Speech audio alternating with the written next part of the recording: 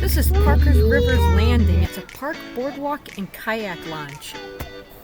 Check out this playground. Our 2.5-year-old Emma, she loves it here. The ground is made out of rubber, so it's nice and soft.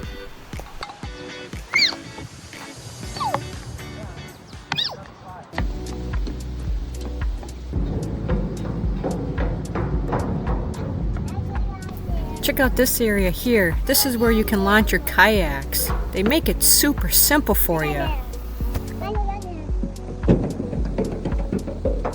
Here's a quick view of the map of the whole area, from the boardwalk to the big open field and the park.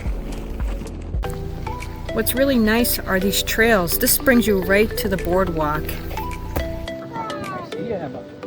Where? The top of the hill. Fiddlers. Oh.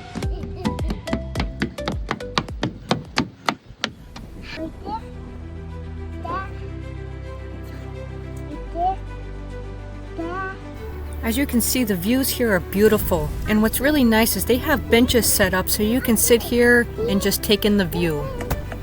We really enjoy coming here with our family. It's very relaxing, and the views are beautiful.